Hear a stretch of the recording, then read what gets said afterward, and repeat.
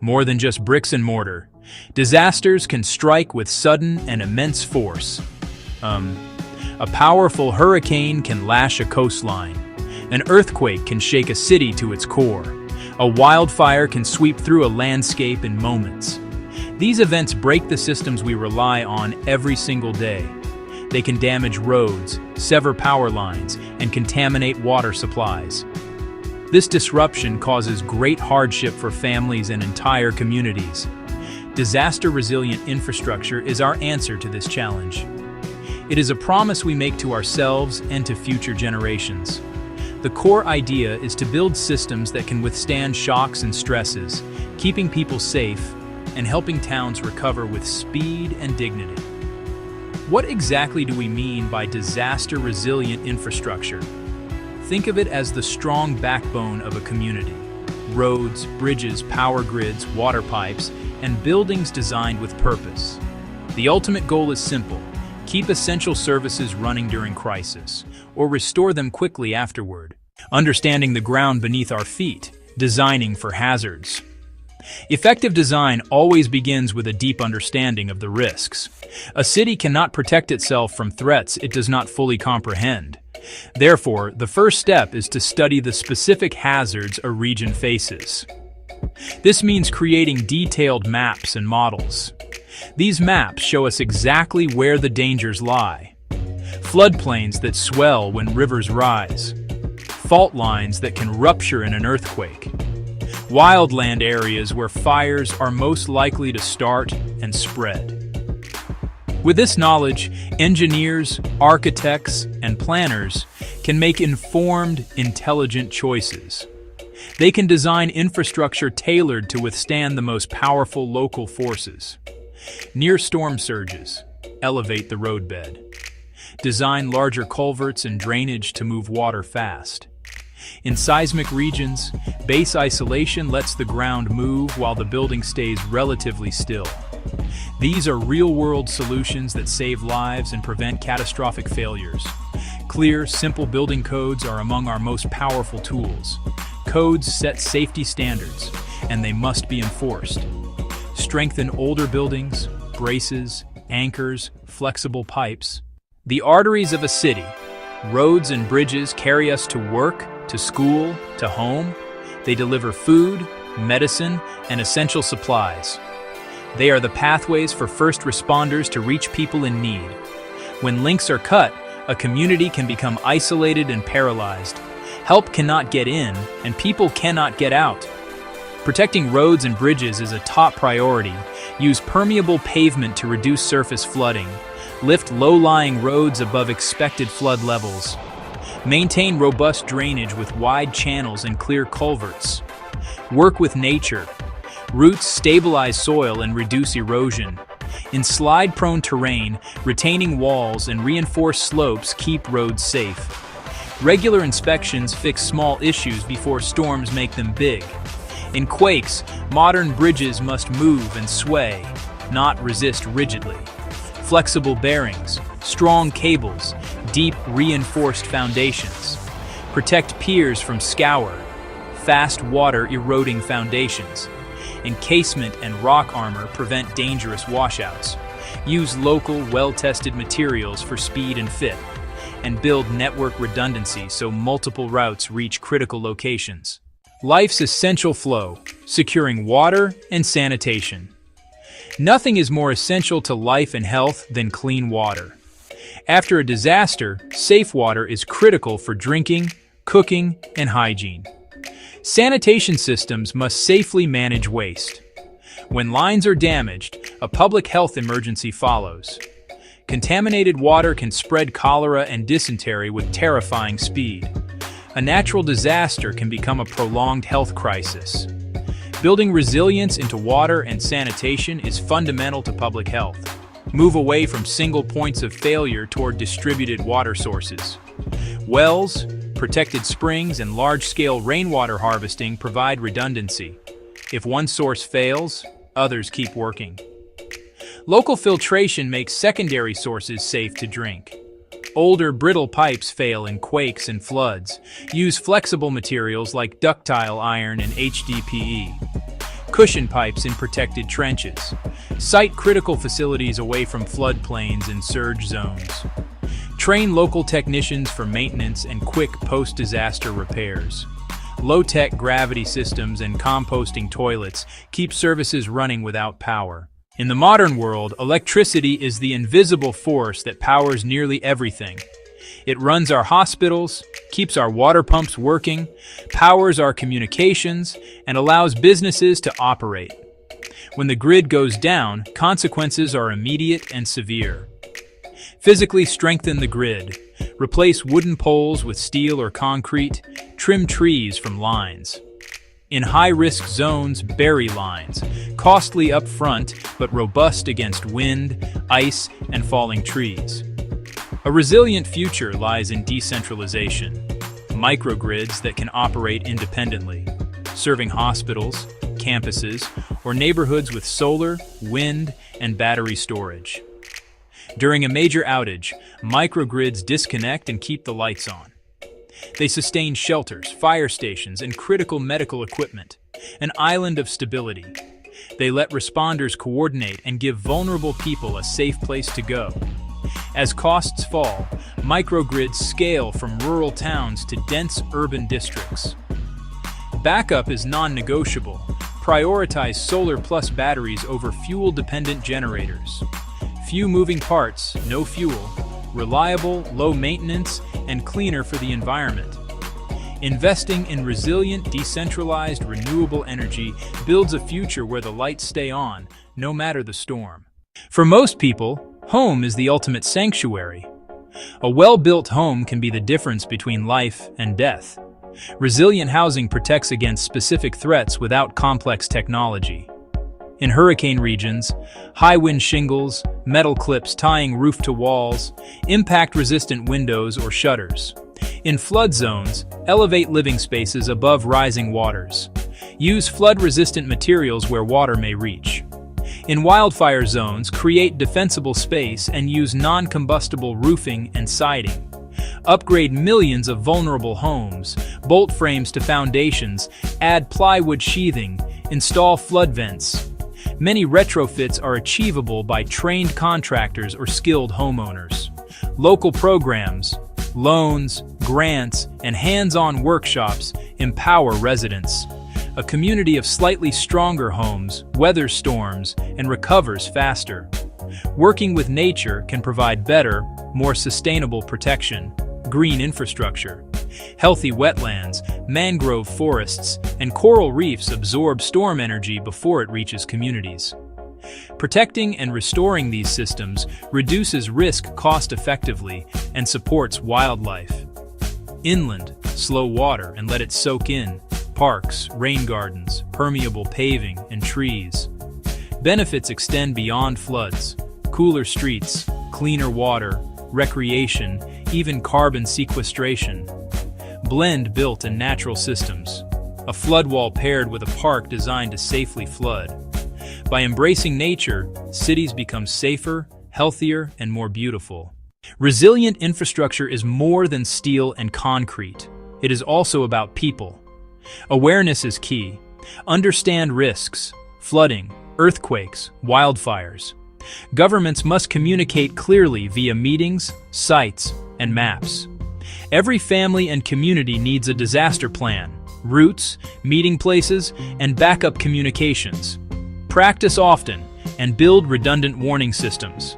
Local volunteers are invaluable. Train to help before responders arrive.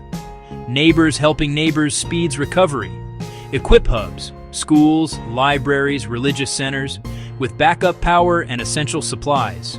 These become places for information, shelter, and support. In 2007, Greensburg, Kansas was nearly wiped off the map by a massive tornado. 95% of buildings were destroyed. Schools, the hospital, nearly every home. Instead of leaving or rebuilding the same, they chose stronger and greener. They required new city buildings to meet LEED Platinum. Schools, hospital, and city hall focused on resilience. Wind and solar power, geothermal systems, and rainwater harvesting became standard. Homes were rebuilt with efficiency, better insulation, high-performance windows, efficient appliances. Resilient power lowered outages and utility bills. Greensburg was reborn, stronger and forward-thinking, a story of hope. Disasters will happen. We cannot stop storms or quakes, but we are not helpless. We can build roads that withstand floods, homes that resist winds, power that stays on, and communities that work together.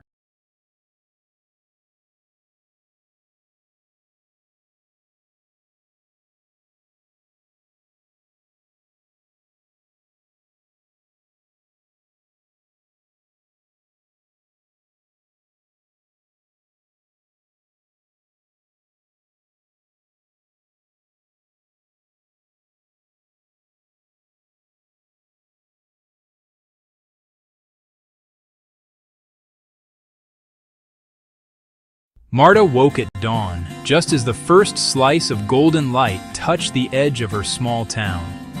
Her home is a simple, humble structure with just 2 rooms that hold the entirety of her family's world.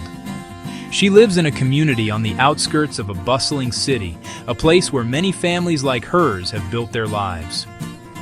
For years, they shared a single water tap at the end of the dusty street, and the children played in a small, patchy garden everyone tended together. For so long, this street felt quiet and forgotten, a place of silent struggle. The houses were old, their walls weary from time, and the roads turned to mud in the rain. People constantly worried about the next big storm, the risk of a fire, and the quiet fear of an uncertain future. Then, one day, something shifted. A new rule came into effect, a quiet but powerful change from local government. This plan wasn't just about buildings, it was about people.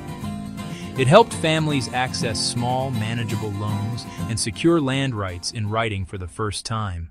The town followed up with new drains to manage seasonal floods, and a colorful playground soon filled with laughter. Teachers began making regular visits, bringing books and opportunity right to their door. For Marta, a profound sense of calm arrived, a feeling she hadn't realized was missing.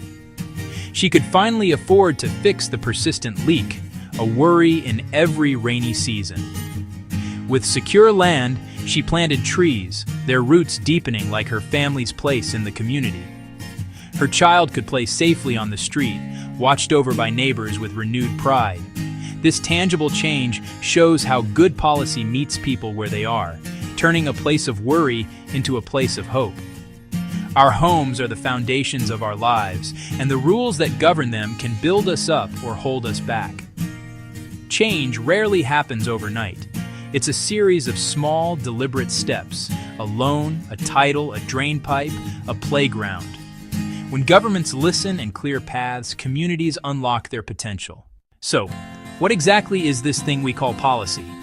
At its heart, a rule, a law, a plan that guides our collective actions. It's a decision by people in charge: local city hall, your state capital, the highest offices of the national government, even global organizations like the United Nations.